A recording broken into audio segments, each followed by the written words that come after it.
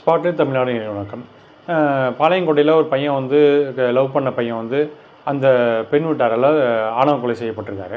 அந்த பையன் வந்து நல்லா சம்பாதிக்கிற பையனாக இருக்கும், பொருளாதாரத்தில் முன்னேறிய ஒரு பிரிவாக தான் இருக்காது பார்க்க முடியுது. இந்த நேரத்தில் வந்து அந்த பையன் வந்து ஆணவ கொலை செய்யப்பட்டிருக்கு மிகப்பெரிய வந்து ஒரு 10 ஆண்டு கால அடம் இந்த தொடர்ச்சியாக நிகழ்வதற்கு முக்கிய காரணமாக ஒன்று தான் பார்க்கப்படுது.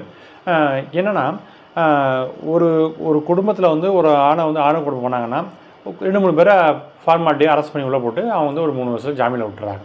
ஆக இப்படியான விஷயங்கள் இல்லாமல் என்னென்னா, அந்த கொலைக்கு காரணமாக இருந்தது யார், அந்த அந்த பெருமை பேசி அந்த விஷயங்களுக்கு வந்து அதுக்கு உறுதுணையாக இருந்தது அக்கம் பக்கத்தில் உள்ளவங்க 5-6 பேர் இருந்திருப்பாங்க, சொந்தக்காரங்க 10 பேர் இருந்திருப்பாங்க. அவங்க ஃபேமிலியில் எல்லாமே குழுப்பாக சேர்ந்து தான் டிஸ்கஸ் பண்ணி அந்த வேலையை பண்ணியிருப்பாங்க. ஆக இப்படியான குற்றப்பின்னணியையும் முழுசாக ஆராய்ஞ்சு முழு விசாரணை பண்ணி ஒரு 5 பேர் 10 பேர் குடும்ப உறுப்பினர் அனைவரும் கைது செய்யப்படணும். அப்புறம் அக்கம் பக்கத்தில் உள்ளவங்க 2 பேர் அங்கே இருந்து ஜாதி சங்கம், பல்வேறு இயக்கங்களை ஒரு முக்கியஸ்தர்கள் வந்து பண்ணியிருப்பாங்க. உறவினர் ஒரு 10 பேர் கூட்டம் சேர்ந்து பண்ணியிருப்பாங்க. இப்படி ஒரு 20-30 பேர் சேர்ந்து தான் இந்த விஷயத்தை வந்து பின்ன முடியும். இது உங்களை தூண்டுதல் பேர் தான் 10 பேர் தூண்டுதல் பண்ணி தான் இந்த விஷயத்தை வந்து கொலை அளவுக்கு போகிறதுக்கு வாய்ப்பு இருக்குது. ஆக இப்படியான ஆட்களையும் சம்மந்தப்பட்ட ஆட்களையும் துருவி விசாரித்து அவங்களாம் வந்து தண்டனைக்கு உட்படுத்தப்பட்டு ஒரு 10 வருஷம் 5 வருஷம் சிறை தண்டனை உறுதி செய்யப்பட்டு அவங்க ஜாமீன் வழங்கக்கூடாது.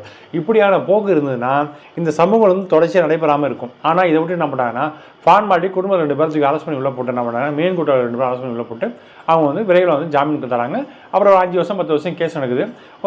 ஆதாரங்கள் சரியாக இருந்ததுன்னா ஒரு 10 வருஷம் அல்லது 8 வருஷம் கழிச்சு அவங்க வந்து ஆயுள் தண்டனை கிடைக்குது. அப்படி இல்லைன்னா அவங்க விட்டுறாங்க. அதுக்குள்ளே இவங்க என்ன பண்ணுறாங்க, சிறை வாழ்க்கை வந்து பழகிப்படுது. அவங்க சொஃபஸ்டிகேட்டாக சிறையை வந்து மாற்றிக்கிற விஷயம் பார்க்க முடியுது. ஆக இப்படிகளே இல்லாமல் காவல்துறை ஒழுங்காக அந்த திட்டத்துக்கு திட்டம் திட்டியே அந்த 10 பேர் 20 பேர் கும்பலாக தூக்கி பிடிச்சி உள்ள பிடிச்சி போட்டு அவங்க வந்து ஜாமீன் வழங்காமல் கடுமையான விசாரணை மேற்கொள்ளணும்.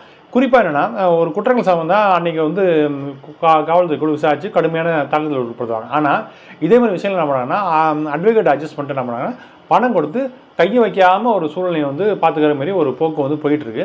இதேமாரி காவல்துறை வந்து தண்டிக்க மாட்டாங்க, எதுவும் கேள்வி கேட்க மாட்டாங்க, மிரட்ட மாட்டாங்க, உருட்ட மாட்டாங்கன்னு ஒரு விஷயங்கள் வந்து அட்வொகேட் மூலயமா இந்த விஷயங்கள்லாம் வந்து பேரம் பேசி ஒரு திட்டமிட்டு செய்யப்படுறது தான் பாதி குற்றங்கள் நடப்பதற்கு காரணமாக இருக்குது. ஆக ஒரு குற்றம் பண்ணால் போலீஸ்காரங்க வந்து அடிப்பாங்க, கடுமையாக நடவடிக்கை எடுப்பாங்க, சம்மந்தப்பட்டவங்க நடவடிக்கை எடுப்பாங்க. ஒரு 10 பேர் மாட்டுவோன்னு தெரிஞ்சதுன்னா, குடும்பமே ஒரு ஜெயிலுக்கு போகணும்னு தெரிஞ்சதுன்னா இந்த விஷயங்கள் பண்ண மாட்டாங்க. இதுக்கு தப்பிக்கிறதுக்கான நீக்கு போக்கான பல வேலை சார் இது தொடர் சம்பவம் நடக்குது. இது வந்து ஜாதியை தாண்டி இதுதான் பின்புலமாக இருக்குது.